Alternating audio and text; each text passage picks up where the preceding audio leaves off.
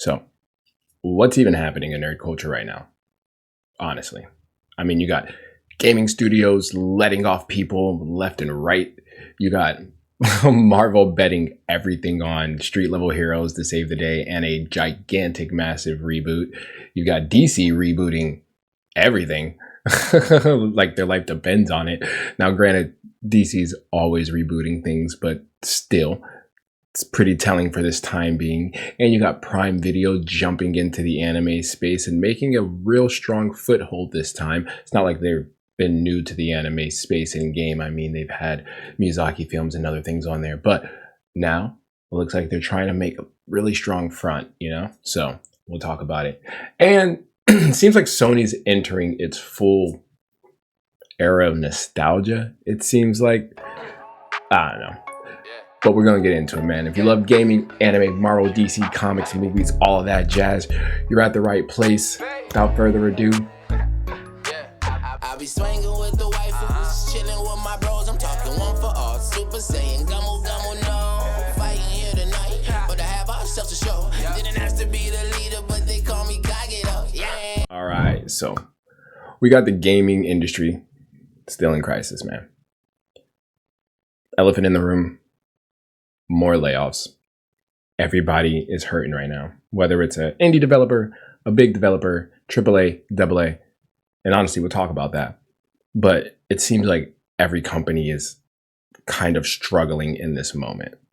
And we heard recently that the studio behind GTFO announced major restructuring while working on Den of Wolves, which is very telling because they're not doing just small cuts. They're talking about co-founders stepping away and huge internal shakeups. So it's a big ambition with a shrinking staff. It's making things a bit weary for the fans who are looking forward to Den of Wolves. I mean, and this isn't just isolated. We've seen major layoffs from major publishers to mid-sized studios, VR divisions. We've had indie teams collapsing or losing funding as well too. It's pretty much everywhere. And the uncomfortable truth is, part of it, publishers, a lot of studios, a lot of investors, they all scaled up. A few years ago, everybody was home. Everybody was able to play more games. And some people had more disposable incomes. They were able to invest in more of their hobbies. And there was a huge boom in the gaming industry. And everybody saw it, And then when engagement normalized and things got back down to level out, executives and investors panicked. People are now being cut from teams before projects are even complete. And that sucks. That's terrifying because Den of Wolves looks ambitious. It's a cinematic co-op shooter with gigantic production. It looks beautiful. And it has a lower level studio trying to compete in a AAA space without AAA money. And that's hard. So, and that brings up a bigger question too. Are AA studios dying? Right? Because, I mean, we've seen it with the AAA and indie developers. Honestly, there's a rise of indie developers and AAA developers, but there has been such a small amount of AA games actually releasing right now. And it's like whether you're a major mega publisher or a tiny indie with a low overhead, it seems like that's the only two that we're getting. There's no middle ground recently, which is pretty telling as well too economically when it comes to the state of the gaming industry. But let me know what you think. But before we completely tap out of the gaming industry, we got to talk about Riot. Now, Riot and 2XKO. Talk about scaling back your staff in an industry where obviously you're competing with gigantic heavyweights. But Riot scaled back their team with 2XKO.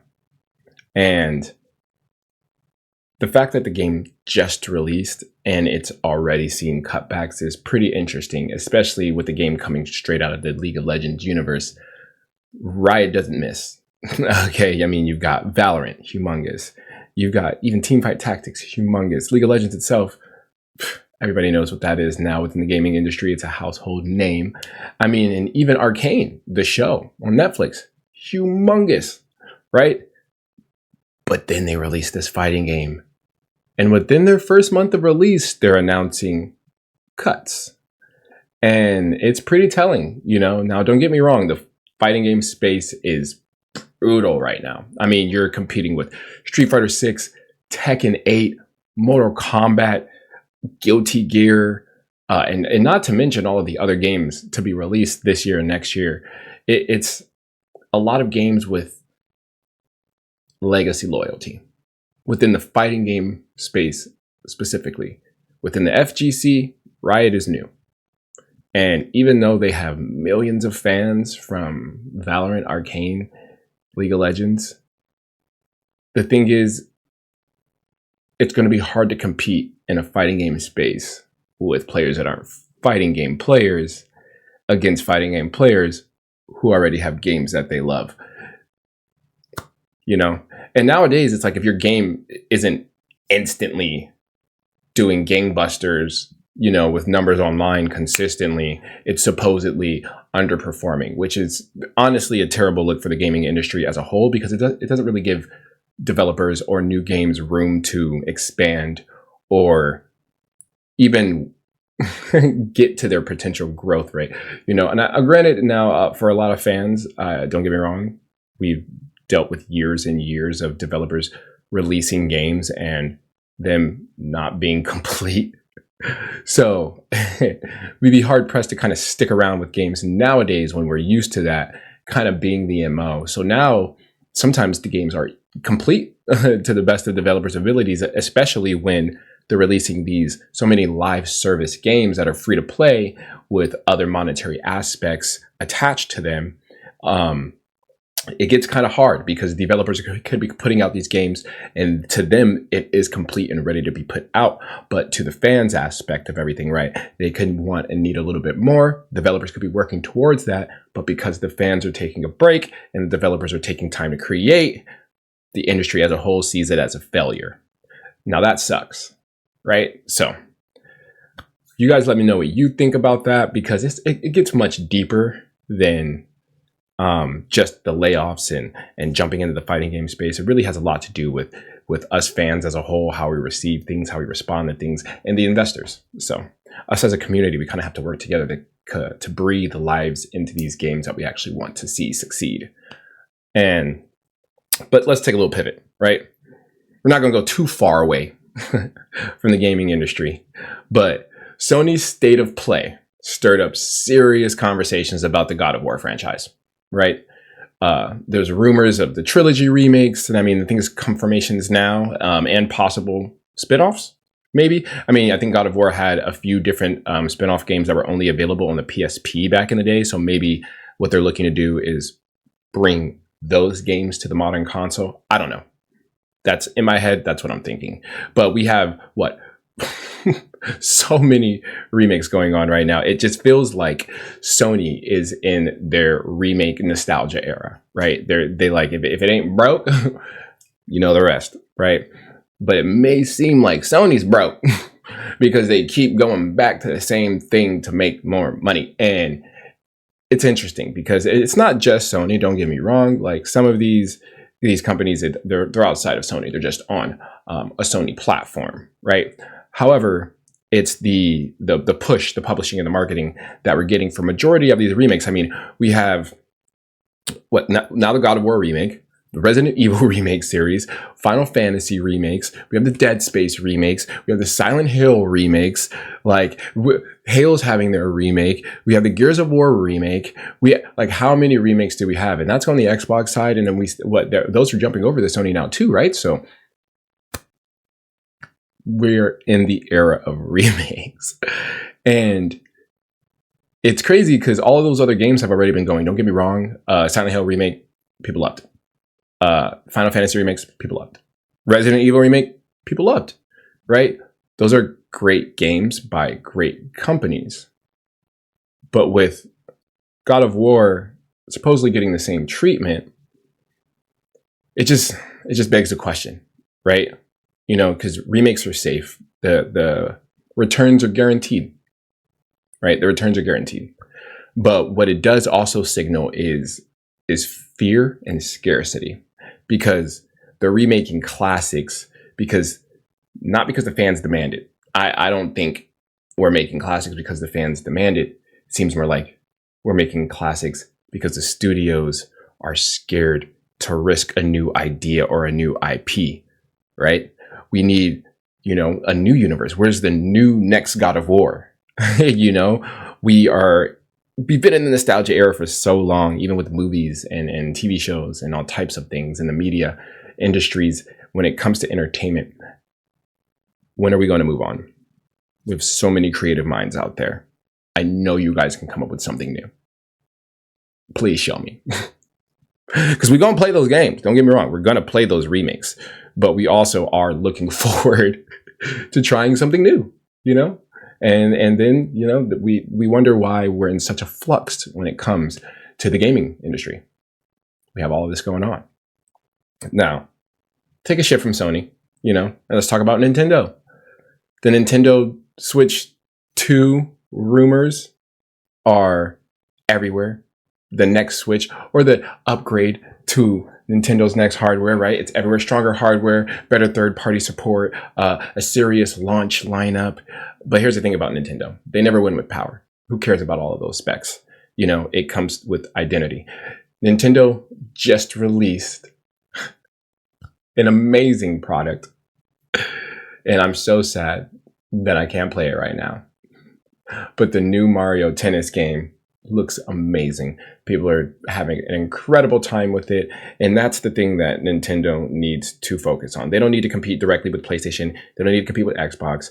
They need to just stay in their own lane. They've already created their own lane. Stay in it. Now, my guess is the next iteration of the Switch is going to have an immense amount of power directly correlated to its movement, as well as its graphical prowess. Now, they've had struggles with third-party integration and as well as online play. Now, my guess is that's already been handled for the most part in the background, because I think they've been talking about that for a really long time now. And obviously, other developers, now that we move forward and Nintendo starts to play a little bit nicer, I mean, considering everything that we've still had going on with Power World in the last year and a half, you know, but we'll take a win where we can take a win, Nintendo. So that's enough for the gaming industry. How about we shift gears a little bit harder and we talk about some anime stuff? Prime Video, man, seems to be just jumping headfirst into the anime space. And I think this is a big thing because it can go one way or another. It's gonna suck for us or it's gonna be great. With Prime Video making serious moves into anime with starting a new Ghost in the Shell series, this is a huge thing. Ghost in the Shell isn't just a small series. It's a huge IP known by millions of fans around the world. And Amazon, obviously, known by millions and utilized by millions around the world. Now, for years, Crunchyroll has been the dominating anime streaming platform, which was acquired by Sony a while back. And when they acquired Funimation and then also adopted Funimation into there too, they pretty much became the sole platform for everybody to use. But Amazon has money, a lot of money, and with more money comes higher production budgets, more marketing pushes, and more adaptations that they're able to do that will hopefully also keep up within quality for the fans. But anime is no longer niche, you know, with it being as popular as it is. Are people going to be willing to make the jump over, right? Let's say Amazon acquires a Jujutsu Kaisen, a Demon Slayer. Are people going to now keep their Crunchyroll subscriptions and potentially their Hulu Disney subscription, as well as grabbing an Amazon subscription just to watch those third shows? Because at this point, just to be an anime fan, you're back in the world of cable. And I mean, we're already paying so much for these subscription services just to either not have ads or to share with a family member what you're paying somewhere from like 13 to 25 bucks a month. Now imagine paying that times 3 or 4 just to watch 3 or 4 shows. It's going to be a little bit frustrating for us anime fans just for a while until we basically come to a head with all of this and we figure out who's really on top, what shows are acquired by which streaming platforms, and where fans tend to lead. Because in the end, what it's looking like is we're all just going to end up paying a lot more to watch what we love. And that's unfortunate. But now, y'all know me. I'm a huge Marvel stan. And I'm hoping, man, that right now, we are in the Marvel redemption arc. I'm hoping, I believe in us. I think we can do it. Marvel needs a win. They do. Now, granted, they kind of just had a win with Wonder Man, and another win might be with Daredevil Born Again Season 2. But there's so much street level tone going on here because we also have Spider-Man Brand New Day coming out later this year, all before Doomsday at the end of this year. And with those being the only 2 Marvel movies, Marvel is really in a bit of a flux right now because they just kind of threw Wonder Man out there, and that show was done and written about 3 years ago, I believe. Maybe 3 years ago, maybe even more. But it was done quite a while ago, and they only just released it now, even though a lot of their other shows got canned and scrapped. So why did they even just release this show? Luckily, it was a hot success and not a hot mess because they really need a win. And I don't even think that was enough because I don't think Wonder Man is the thing that's going to get people into the theaters to watch Doomsday. They're doing that enough with Robert Downey Jr. and bringing back a lot of the old Avengers with Chris Hemsworth, Thor, and Chris Evans, Captain America. And you also have rumors of Tobey Maguire, Spider-Man in there. You have Hugh Jackman, Wolverine, and Deadpool. There's other reasons why people are going to go view the movie. But if it doesn't do well, which it's going to do well, but if it isn't a great movie, then... And the same goes for Spider-Man. Now, granted, Spider-Man movies haven't been bad since they've been a part of the Marvel Cinematic Universe. However, fans are tired. There's been a huge talk on superhero fatigue, and now really, I disagree with that. I don't think there's a huge level of superhero fatigue. I think there's bad movie fatigue, bad writing fatigue, bad action fatigue, and bad story progression fatigue. I think people are tired of the same old, the same way we wrap things up over and over again, which is why I think Marvel decided to slow things down and bring it back to concentrating on a few projects at a time so we can up the quality and the care instead of pumping out more content. But I don't know if I'm just one person. If the rest of the fans are saying that they have superhero fatigue, how do you fight superhero fatigue while you're making superhero content? You make it different.